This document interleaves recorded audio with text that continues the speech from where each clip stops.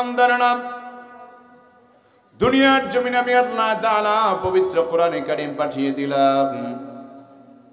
এই কোরআনকে আমি আল্লাহ তাআলা এত সম্মান এবং মর্যাদা দিয়ে নাজিল করলাম। আল্লাহ বলেন কোরআনের মতো শ্রেষ্ঠ নিয়ামত, শ্রেষ্ঠ কিতাব আমি আল্লাহ তাআলা পৃথিবীতে আর কোন নবীকে দেই নাই। সুবহানাল্লাহ। আল্লাহ বলেন এই কোরআনকে আমি আল্লাহ তাআলা কেমন করে শ্রেষ্ঠ বানালাম।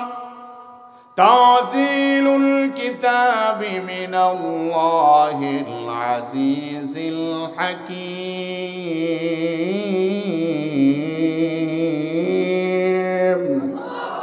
আল্লাহ বলেন ও দুনিয়ার ইমানদারেরা, কোরআনে কারীম আমি আল্লাহ তাআলা নাজিল করে দিলাম।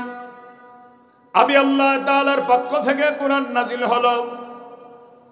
আর আমি আল্লাহ তাআলা নিজের পরিচয় তোমাদেরকে তুলে ধরে বললাম, আমি আল্লাহ হলাম আজিজ, আমি আল্লাহ মহাপরাক্রমশালী, আমি আল্লাহ হলাম সবচাইতে বড় বিজ্ঞানী। আল্লাহর চাইতে বড় বিজ্ঞানী আকাশের নিচে জমিনের উপরে গোটা জগতে আর কেউ আছে নাকি? আল্লাহ বলেন আমি আল্লাহ তাআলা অনেক পরাক্রমশালী। আমি আল্লাহ দুনিয়ার জমিনে ক্ষমতার জন্য নির্বাচন লাগে, ক্ষমতা টিকিয়ে রাখার জন্য পুলিশ বাহিনী গঠন করা লাগে, র্যাব বাহিনী গঠন করা লাগে, ক্ষমতা টিকিয়ে রাখার জন্য সেনাবাহিনী লাগে। আল্লাহ বলেন আমি আল্লাহ এমন এক ক্ষমতাওয়ালা। আমি আল্লাহ তাআলার ক্ষমতার জন্য পুলিশ বাহিনীর প্রয়োজন নাই, র্যাব বাহিনীর প্রয়োজন নাই, সেনাবাহিনীর কোনো প্রয়োজন নাই। বরং আমি আল্লাহর উপর খবরদারি যদি কেউ করতে চায়, আমি আল্লাহর উপর গাদ্দারি আর নাফরমানি যদি কেউ করতে চায়, আল্লাহ বলেন আমি আল্লাহ তাআলা শুধু পাখি বাহিনীকে লেলিয়ে দিলেই সম্ভব হয়ে যায়। আব্রাহাকে যেইভাবে আব্রাহার বাহিনীকে ধ্বংস করে দিলাম আমি আল্লাহ, কিয়ামত পর্যন্ত আমার অস্তিত্বে আঘাত করলাম আমি আল্লাহ তাআলা তাদেরকে ক্ষুদ্র ক্ষুদ্র বিষয় দ্বারা ধ্বংস করে দিব। ঠিক কিনা? আমার বন্ধুগণ ইমানের কণ্ঠে জবাব দিবেন যে আল্লাহ তাআলা ফেরাউনকে ধ্বংস করলেন, ওই আল্লাহ আছে না নাই? আসতে বলবেন না, জোরে বলেন আছে না নাই? যে আল্লাহ তাআলা নমরুদকে ধ্বংস করলেন, ওই আল্লাহ এখনো আছে না নাই? যে আল্লাহ তাআলা আবু জাহেলকে ছোট ছোট বাচ্চাদের মাধ্যমে ধ্বংস করলেন, পদানত করলেন, সে আল্লাহ এখনো আছে না নাই? আল্লাহ বলেন আমার ক্ষমতা দেখো, আমি আল্লাহ তাআলা কত বড় ক্ষমতাওয়ালা, আমি আল্লাহ কত বড় কুদরতওয়ালা। আল্লাহ বলেন আমি আল্লাহর ক্ষমতা হলো এমন, দুনিয়ার কোন জালেম যদি আমি আল্লাহর উপর খবরদারি করতে যায়, মাস্তানি করতে যায়, আমি আল্লাহ তাআলা আবু জাহেলকে যেইভাবে ধ্বংস করে দিলাম, ফেরাউন নমরুদকে যেইভাবে ধ্বংস করে দিলাম, ওই জালেমকে আমি আল্লাহ ওইভাবেই ধ্বংস করে দিব। ঠিক কিনা? আল্লাহ বলেন আমি আল্লাহ হলাম আজিজ, আমি আল্লাহ মহাপরাক্রমশালী। তার মানে আল্লাহ বলেন সম্মান দেওয়ার মালিক আমি আল্লাহ, বেয়াজ্জতি করার মালিক আমি আল্লাহ। আল্লাহ বলেন যাকে আমি আল্লাহ সম্মান দেই তাকে অপমানিত করতে পারে না, পদানত করতে পারে না। আর যাকে আমি আল্লাহ তাআলা অসম্মানিত করি, অপমানিত করি, তারে কেউ কখনো সম্মানিত করতে পারে না। একমাত্র আল্লাহ তাআলা হলেন সব সম্মান এবং অপমানের একমাত্র মালিক। ঠিক কিনা? আমার বন্ধুগণ সেজন্য আল্লাহ বলেন আমার ক্ষমতা যেমন, আমার কুদরত যেমন, আমার ক্ষমতা যেমন, আমি আল্লাহ তাআলাও তেমন। আমি আল্লাহ তাআলার কুদরত যেমন, আমি আল্লাহ তাআলা তেমন কুদরতওয়ালা। আর আমি আল্লাহর পক্ষ থেকে আমি আল্লাহ তাআলা পবিত্র কোরআন পাঠিয়ে দিলাম দুনিয়ার মানুষের জন্য। আল্লাহ বলেন গোটা জমিন ধ্বংস হবে, পৃথিবী ধ্বংস হবে, কিন্তু আল্লাহর কোরআন কখনো ধ্বংস হবে। আল্লাহ বলেন পৃথিবীর জমিন ধ্বংস হয়ে যেতে পারে, কোরআন কোনোদিন ধ্বংস হবে না। কারণ পৃথিবী ধ্বংস হওয়ার আগে আমার আল্লাহ তাআলা কোরআনে মাহফুজে কোরআনকে লৌহে মাহফুজ আমার আল্লাহ তুলে নেবেন। সুবহানাল্লাহ। এই কোরআনকে আল্লাহ তাআলা পাঠিয়ে দিলেন, কোরআনের কোনো ধ্বংস নাই, কোরআনের কোনো বিনাশ নাই। আল্লাহ বলেন কিয়ামত পর্যন্ত কোরআনকে আমি আল্লাহ তাআলা সংরক্ষণ করে রাখব। এই জন্য দুনিয়ার সব পরিবর্তন হতে পারে, কিন্তু কোরআন কখনো পরিবর্তন হবে না। বদলেগা জমানা লাখো মগর कुरान न बदला जाएगा। हर कौल खुदा हर कौल मोहम्मद पर मन न बदला जाएगा, पर मन न बदला जाएगा। আল্লাহ বলেন এই কোরআন আমি আল্লাহ নাজিল করলাম, আমি আল্লাহর পক্ষ থেকে কোরআন নাজিল করা হলো। আল্লাহ বলেন এই কোরআন আমি আল্লাহ কেন দিলাম? রাসূলকে আল্লাহ ডেকে বলেন, হে নবী, ইন্না আনজালনা ইলাইকাল কিতাবা বিল হাক্কি লিতাহকুমা বাইনান নাসি বিমা আরাকাল্লাহ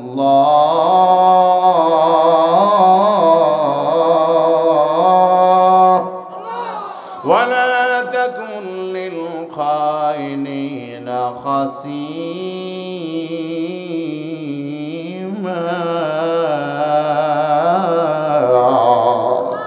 আল্লাহ বলেন, নবী আপনার উপর কোরআন দান করলাম এই জন্য, লিতাহকুমা বাইনান নাসি বিমা আরাকাল্লাহ।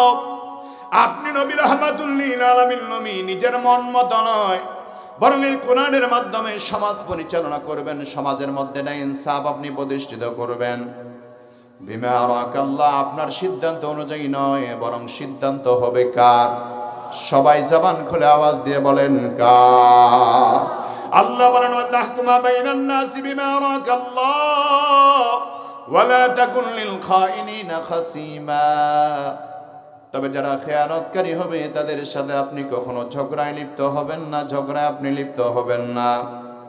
তার মানে আল্লাহ তাআলা রাসূলকে বলেন, হে নবী, কোরআন আমি আল্লাহ তাআলা আপনার জন্য নাযিল করে দিলাম। এই কোরআনের বিধান আপনি সমাজের মাঝে, আপনি মানুষের মাঝে বাস্তবায়ন করবেন। আমার বন্ধু, আপনাদের কাছে বলতে চাই, কোরআনের যত বিধান আছে সব বিধানে মানুষের জন্য ভালো না খারাপ? সবাই জবান খুলে বলেন, ভালো নাকি খারাপ? বলতে পারেন, হুজুর কোরআনের বিধান তো এত কঠিন, কেমনে কোরআনের বিধান ভালো হয়? চুরি করলে হাত কাটার বিধান আল্লাহর কোরআনে আছে, চুরি করলে হাত কেটে দাও। আমার বন্ধুগণ, জিনা করলে রজম মেরে দাও, 100 বেত্রাঘাত করো, তহমত দিলে তাকে 80টা বেত্রাঘাত করো। তাহলে কোরআনের বিধান ভালো হলো কেমনে? একটা মানুষের হাত কাটলে তো মানুষটা পঙ্গু হয়ে যায়।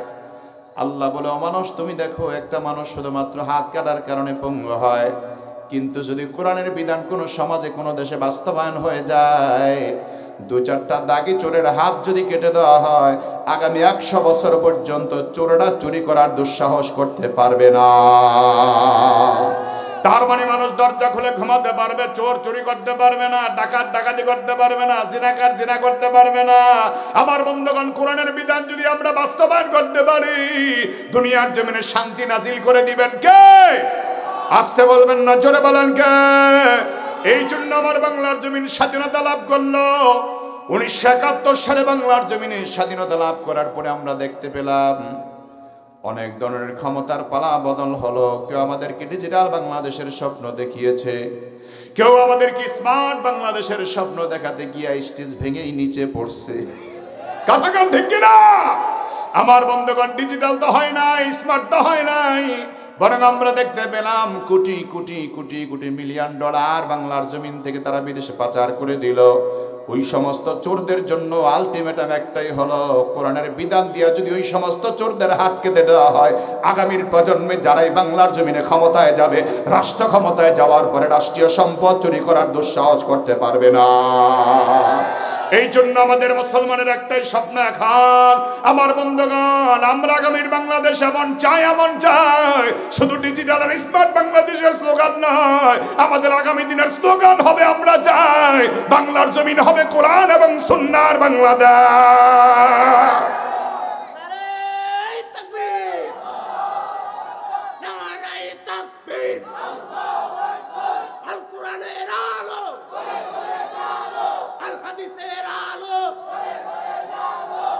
আমার বন্ধুগণ, শুধুমাত্র ঘরে ঘরে জ্বালানো হবে না, সংসদে জ্বালাতে হবে। কথা বলেন ঠিক কিনা? কারণ সংসদে জ্বাললেই গোটা দেশ ঠান্ডা হয়ে যাবে। কথা বলেন ঠিক কিনা? সংসদে যদি জ্বালানো হয় কোরআনের আওয়াজ, কোরআনের বাতি যদি সংসদে জ্বালানো হয়, তাহলে চোরের বিধানের ব্যাপারে আইন আসবে, ডাকাতের বিধানের ব্যাপারে আইন আসবে। আমার বন্ধুগণ, জিনাকারের ব্যাপারে আল্লাহর বিধান কি হবে? জিনাকারের ব্যাপারে বিধান বাস্তবায়ন হবে। এই জন্য আমাদের প্রত্যেকটা মুসলমানের উচিত হলো, বন্ধু, আল্লাহর কোরআন দিয়া যেন আমার বাংলার জমিনটা চলে, স্বপ্ন লালন করা। ঠিক কিনা? এই জন্য আমার ভাইয়ারে, কোরআনের পক্ষে আমরা থাকতে রাজি আছি না নাই? আওয়াজ করে বলেন, আছি না নাই? কারা কারা আছি, দু হাত তুলে দেখা।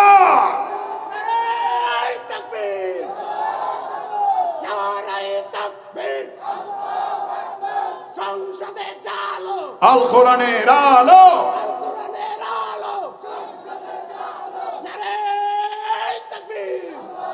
আল কোরআনের সৈনিক আমি, নেই তো পরাজয়, এক আল্লাহর গোলাম আমি, এই তো পরিচয়। ঠিক না? আল কোরআনের সৈনিক আমি, নেই তো পরাজয়, এক আল্লাহর গোলাম আমি, এই তো পরিচয় আমার, এই তো পরিচয়। এই পৃথিবীর সবই নকল, আসল কিছুই নয়, এই পৃথিবীর সবই নকল, আসল কিছুই নয়, এক আল্লাহর গোলাম আমি, এই তো পরিচয় আমার, এক আল্লাহর গোলাম আমি, এই তো পরিচয়। ঠিক না? আমাদের সবার মালিক কে? সবাই জবান খুলে আওয়াজ করে বলেন আমাদের মালিক কে? সুতরাং যে আল্লাহ আমাদের মালিক, জমিনের মালিক, এই জমিন চলবে কার হুকুম দ্বারা? সুতরাং প্রত্যেকটা মুসলমানের জীবনের স্বপ্ন হওয়া উচিত, আমার জীবনের একটা সময় যেন আমি আল্লাহর হুকুমের পক্ষে থাকতে পারি, কোরআনের পক্ষে যেন আমি থাকতে পারি। কোরআনের বিধান, রাসূলের সুন্নাহ যদি বাস্তবায়ন না হয়, অন্তত কিয়ামতে আমি আমার আল্লাহকে দাঁড়ায় বলবো, আল্লাহ আমি জমিনে কোরআনের পক্ষে ছিলাম, ইসলামের পক্ষে ছিলাম, এই জমিনে তোমার খেলাফত কায়েম হোক, এটাই আমি চেয়েছিলাম। যদি এই স্বপ্নটা অন্তত আপনার হৃদয়ে লালন করতে পারেন আমার বন্ধু, কিয়ামতের দিনে আমার আল্লাহ আপনারে মাফ করে দিতে পারেন। ঠিক কিনা? এই পবিত্র কোরআন যখন আল্লাহর নবীর উপর আল্লাহ নাজিল করলেন আমার বন্ধু, দুনিয়ার সব বেঈমান নাফরমান লক্ষ্যবদ্ধভাবে আমার নবীকে অ্যাটাক করেছে, হামলা করেছে। রাহমাতুল লিল আলামিন নবীকে শেষ পর্যন্ত মক্কার জমিনেও থাকতে দিল না।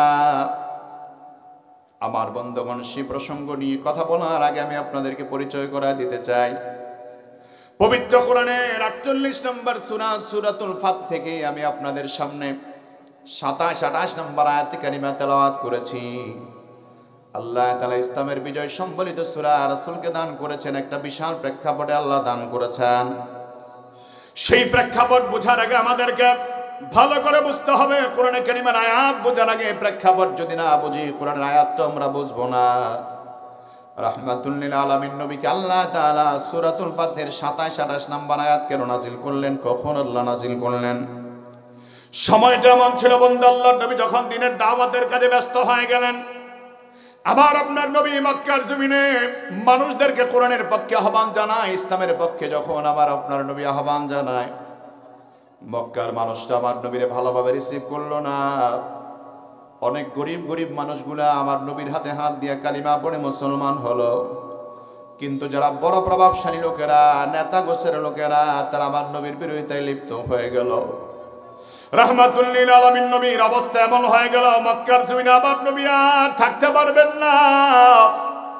হঠাৎ করে একদিন রাত্রিবেলা জিবরাইল আমিন আল্লাহর নবীর কাছে এসে বলেন, ইয়া রাসূলুল্লাহ, ইয়া হাবিবাল্লাহ, আর আপনি মক্কা নগরীতে থাকতে পারবেন না, আপনাকে এই মুহূর্তে রাতের অন্ধকারে মক্কা থেকে হিজরত করে মদিনায় চলে যাওয়া লাগবে। নবীজি আমার উম্মতদের এমন কান্ডারি, সাহাবায়ে কেরামদের তো পাগল পারা ছিলেন। নবী আমার সাহাবায়ে কেরামদেরকে আগে বলে নিয়েছেন, আমার প্রাণের সাহাবীরা, হয়তো অল্প সময়ের মধ্যে আমি নবী হিজরত করতে হবে, তোমাদের জীবনের সেফটির জন্য তোমাদেরকে আমি বলে দিলাম, তোমরা চলে যাও যে যার মতো হিজরত করে, কেউ মদিনায় চলে যাও, কেউ সিরিয়ায় চলে যাও, কেউ আবিসিনিয়ার মধ্যে তোমরা চলে যাও। সাহাবায়ে কেরাম যে যার মতো হিজরত করতে আরম্ভ করলো। মক্কা নগরীতে আর মানুষ বেশি বাকি নাই। রাহমাতুল লিল আলামিন নবী ছাড়া সাহাবায়ে কেরামদের মধ্যে আর মাত্র কয়েকজন সাহাবায়ে কেরাম বাকি আছে মক্কায়। নবীজি আমার রাতের অন্ধকারে যখন খবর পাইলেন, জিবরাইল আমিন এসে বললেন, হুজুর এই মুহূর্তে আপনি মক্কা ছেড়ে চলে যাওয়া লাগবে। আমার নবী খবরটা বাবার সঙ্গে সঙ্গে চিন্তামগ্ন হয়ে গেলেন, যদি রাতের মধ্যে আমার হিজরত করে মক্কা ছেড়ে যাওয়া লাগে, আর জীবনে কোনোদিন আমার মায়ের ভূমি, বাবার ভূমি, জন্মভূমি আর কোনোদিন আমি দেখতে পারবো কিনা জানি না। নবীজিকে আমার আল্লাহ বলেন, হাবিব আমার, আল্লাহু আকবার, ও নবী আপনি মন খারাপ করবেন না, আপনি মক্কা ছেড়ে যান, আর আপনার জন্য আমি আল্লাহ তাআলা এমন এক ব্যবস্থাপনা দান করলাম। নবী আপনি কেমন করে হিজরত করে মক্কা থেকে বের হবেন? আপনি আপনার হাতের মধ্যে সামান্য বালিকণা নিয়ে সব বালিকণাগুলি কাফেরদের চোখ বরাবর আপনি মেরে দেন। রহমতের নবী দরজা খুললেন, আর কাবার বেঈমানদের তরবারির আঘাতের চিহ্ন, খোলা তরবারির আওয়াজ আমার নবী শুনতে পাইলেন। নবীজি যখন নাকি সূরা ইয়াসিনের প্রথম কয়েক আয়াত তেলাওয়াত করে যখন নাকি ধুলা বালিগুলো নিক্ষেপ করলেন, রহমতের নবী নিক্ষেপ করার সঙ্গে সঙ্গে আল্লাহ বলেছেন, আপনি শুধু নিক্ষেপ করেছেন, তাদের চোখের কোনায় কোনায়, তাদের চোখের পাতায় পাতাবে আল্লাহ তাআলা আপনার নিক্ষিপ্ত বালিকণাগুলি পৌঁছায় দিলাম। সুবহানাল্লাহ।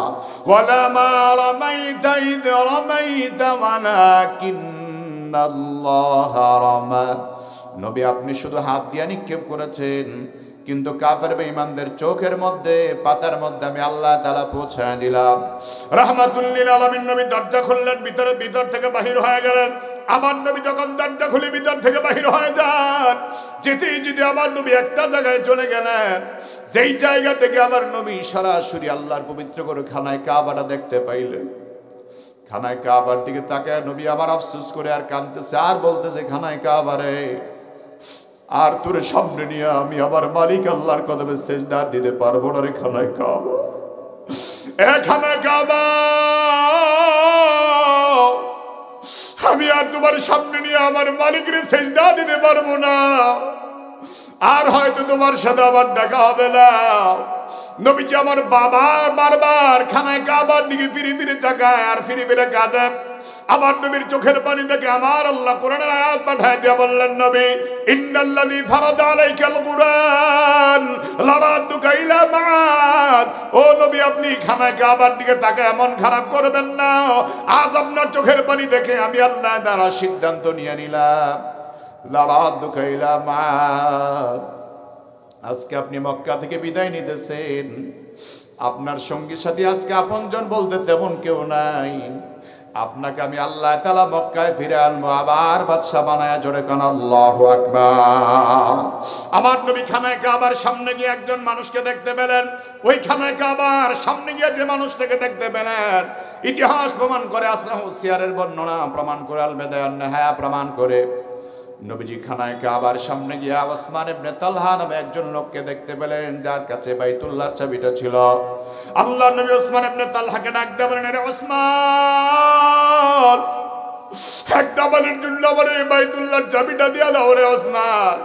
আমি আমার মালিকের সামনে গিয়া বাইতুল্লাহর ভিতরে গিয়া একটা বারের জন্য আমার মালিকের সেজদা দিব। ওসমান ডাক দিয়া কয়, মুহাম্মদ নবী, তোমার পায়ের তলায় মাটি নাই, বাইতুল্লাহ গিয়া কেমনে তুমি সেজদা দিবা? চাবি তোমার হাতে দেওয়া যাবে না। রাহমাতুল লিল আলামিন নবী যখন নাকি লাঞ্ছিত বোধ করলেন, অপমানিত বোধ করলেন, আবার নবীজি একা একা চলতে আরম্ভ করলেন। হযরত আবু বকর সিদ্দিক রাদিয়াল্লাহু তাআলাকে সঙ্গে নিয়ে আবার নবী যখন মক্কাতুল মুকাররমা ছেড়ে মদিনাতুল মুনাওয়ারায় চলে গেলেন।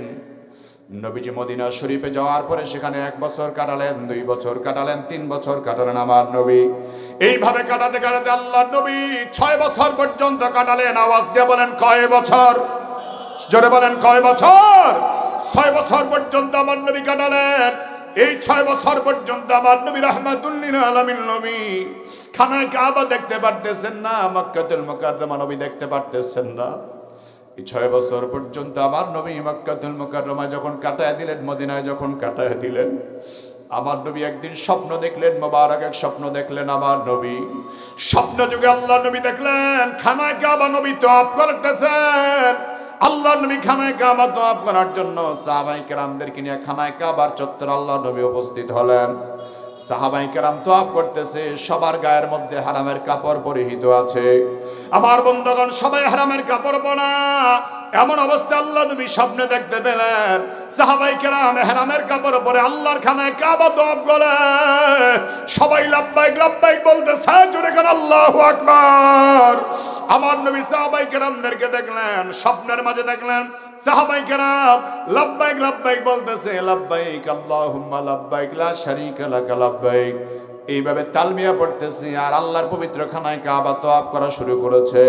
সাহাবায়ে কেরাম তওয়াফ করার পরে, উমরা পালন শেষ করার পরে মাথা মুন্ডন করতেছে। মোবারক স্বপ্ন নবীজি 6ষ্ঠ বছরে যখন দেখতে পেলেন, স্বপ্নটা রাতের বেলা দেখার পরে ফজরের নামাজের পরে আল্লাহর নবী স্বপ্নের কথা সাহাবায়ে কেরামদেরকে ডেকে ডেকে বললেন। সাহাবায়ে কেরাম স্বপ্নের কথা শোনার পরে বললেন, ইয়া রাসূলুল্লাহ, ইয়া হাবিবাল্লাহ, হুজুর আমরা মক্কা নগরী ছেড়ে আসলাম, 6 বছর হলো আমাদের পরিবারের খবর আমরা নিতে পারি না। খানা কাবা ওই যে জন্মের পরে কত বছর পর্যন্ত দেখলাম, এখন আর অনেক বছর খানায় কাবা আমরা দেখতে পারতেছি না। নবীজি আপনি যদি চেষ্টা করেন, আপনি যদি অনুমতি দেন, আমরা সবাই মিলে খানায় কাবায় যাব। খানায় কাবা আল্লাহর ঘর, আমরা তোয়াফ করব, একটা বার আমরা পালন করব। রাহমাতুল লিল আলামিন নবী সাহাবায়ে কেরামদেরকে নিয়ে রাজি হয়ে গেলেন। 6ষ্ঠ হিজরিতে আবার নবী, আপনার নবী 1400 সাহাবায়ে কেরামদের বিশাল জামাত নিয়ে মদিনাতুল মুনাওয়ারা থেকে যখন নাকি রওনা করলেন, আবার মক্কার জমিন আগমন করবে। কাফেররা খবর পেয়ে গেছে মুহাম্মদ নবী আসতেছে। যেই মাত্র কাফেররা খবর পাইল আল্লাহ নবী মুহাম্মদ রাসূলুল্লাহ আগমন করতেছে, কাফেররা আল্লাহ নবীকে একটা জায়গায় বাধা দিলেন, মক্কা থেকে মাত্র 9 মাইল দূরে। এই মক্কা থেকে 9 মাইল দূরে বাধা দিলেন। সেই জায়গাটার নাম ছিল হুদাইবিয়া। ওই হুদাইবিয়া নামক প্রান্তরে আল্লাহ নবীরে বাধাগ্রস্ত করা হলো। আল্লাহর হাবিব সেই জায়গায় তাবু গাড়লেন। আল্লাহর নবী তাবু গাড়ার পরে মক্কার কাফেরদের পক্ষ থেকে খবর চলে আসলো, মুহাম্মদ সাল্লাল্লাহু আলাইহি ওয়াসাল্লাম আপনি উমরা করতে পারবেন না, খানায় কাবা তোয়াফ করতে পারবেন না, আপনাকে চলে যেতে হবে, আপনারে ফিরে যেতে হবে। রাহমাতুল লিল আলামিন নবী বললেন, দেখো দেখো আমার সাহাবায়ে কেরামদের গায়ের মধ্যে হারামের কাপড় পরা, সবাই তালবিয়া পড়তেছে, তোমরা বাধা দিও না, আমরা আল্লাহর ঘর তোয়াফ করে আবার আমরা আমাদের গন্তব্যে পৌঁছে চলে যাব, তোমাদের কোনো ক্ষতি আমরা করব না। মক্কার কুরাইশ বংশের লোকেরা বললেন, না মুহাম্মদ, না না, মক্কায় তুমি ঢুকতে পারবে না। কত বড় জালেম, কত বড় বেঈমান ওই মক্কার লোকেরা, যেই নবী মুহাম্মদুর রাসূলুল্লাহর কারণে আমার আল্লাহ তাআলা খানায় কাবা তো সুন্দর করে তৈরি করে দিলেন, ওই নবী রাহমাতুল লিল আলামিন নবীরে মক্কায় ঢুকতে দিবে না। আমার নবী মক্কায় ঢুকতে পারতেছেন না। এদিকে হুদাইবিয়া নামক প্রান্তরে হুদাইবিয়া কূপের সামনে যখন আল্লাহ নবী অবস্থান নিলেন, কূপ দেখে আল্লাহ নবী সেখান থেকে পানি আহরণ করে পানি আহরণ করতেছেন। আমার ভাইয়েরা সাহাবায়ে কেরাম বললেন, ইয়া রাসূলুল্লাহ, ইয়া হাবিবাল্লাহ, হুদাইবিয়ার কূপের পানি সব শেষ হয়ে গেছে, আমরা তো চলতেই পারতেছি না, আর কয়েক ঘন্টা হয়তো থাকা যাবে, তারপরে পানি তো আমরা পাবো না। নবীজি বলেন, সাহাবায়ে কেরাম চিন্তার কোনো কারণ নাই, পানি দেওয়ার মালিক তো আমাদের আল্লাহ, আল্লাহ আমাদের পানি না দিয়া রাখবে না। রহমতের নবী বললেন, আমার সাহাবীরা হুদাইবিয়া কূপের কাছ থেকে এক বট পানি আমার জন্য নিয়ে আসো। এক মশক পানি যখন আল্লাহ নবীর জন্য আনলেন, রাহমাতুল লিল আলামিন নবী ওই পানি দিয়া সুন্দর করে ওযু করলেন। সাহাবায়ে কেরামদেরকে বললেন, বাকি পানিটা তোমরা হুদাইবিয়ার কূপের মধ্যে ফেলে দাও। যেই মাত্র হুদাইবিয়ার কূপের মধ্যে পানি ফেলে দেওয়া হলো, মুহূর্তের মধ্যে হুদাইবিয়ার কূপ পানিতে আবার ভরপুর হয়ে গেল। আমার নবী প্যারা নবী রহমতুল লিল আলামিন, যার উসিলায় সৃজন হলো, যার উসিলায় সৃজন হলো সাত আকাশ আর সাত জমিন। আমার নবী প্যারা নবী রহমতুল লিল আলামিন, জোরে কোন আলহামদুলিল্লাহ। আমার নবী সাল্লাল্লাহু আলাইহি সাল্লাম দেখলেন হুদাইবিয়ার কূপ পানিতে ভরপুর হয়ে গেল। এদিকে আল্লাহ নবী পানি পেয়ে গেলেন। আরেক বর্ণনা সহিহ বুখারীর বর্ণনায় পাওয়া যায়, রাহমাতুল লিল আলামিন নবী ওযু করার পরে, পানিটা শেষ করার পরে পানিতে আল্লাহ নবী হাত দিলেন। দুইটা হাত ভিজায় রাখার পরে নবী আবার যখন হাতগুলি উঠাইলেন, এমন সময় তাকায় দেখলেন রাহমাতুল লিল আলামিনের আমার ভাইয়েরা দুই হাতের 10টা আঙ্গুল থেকে এমন ভাবে পানির পড়া বের হচ্ছে, পানির পর এমন ভাবে বের হচ্ছে। নবী বললেন, সাহাবায়ে কেরাম তোমাদের যত মস্ক আছে, যত গটি আছে, সব পানি দ্বারা ভরপুর করে দাও। সব সাহাবায়ে কেরাম গটিয়াগুলি পানি দ্বারা ভরপুর করে দিলেন। আল্লাহ নবী আবার দুই হাত একসাথে করলেন, পানি আবার অটোমেটিক বন্ধ হয়ে গেল।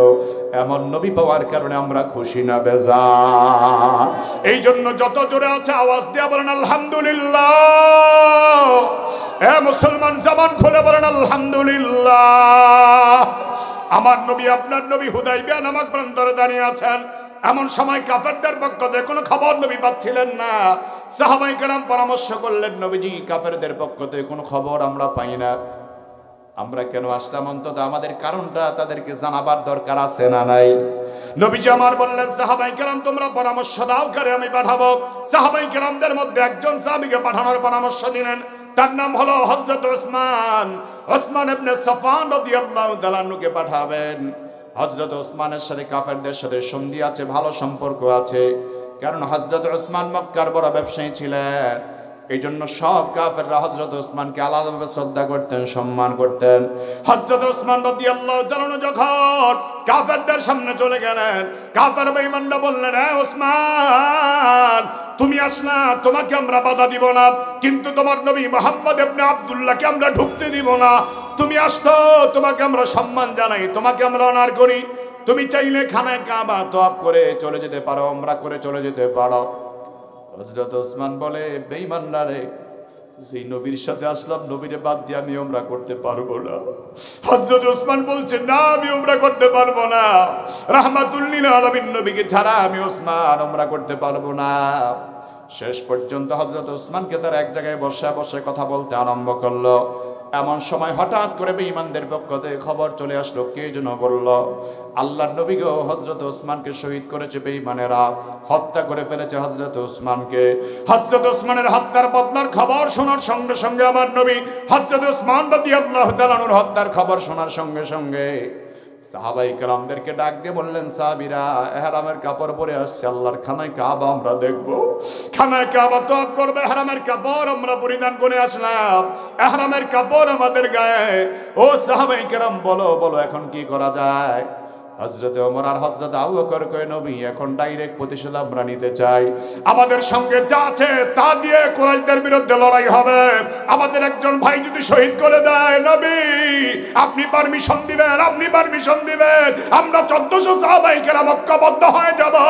ওসমান হত্যার বদলা না নিয়া আমরা মক্কা নগরী ছাড়ব না, হয়তো আমরা মক্কার বিজয় গ্রহণ করব, না হয় শহীদ হয়ে যাব, তারপর ওসমান হত্যার বদলা আমরাই নিতে চাই।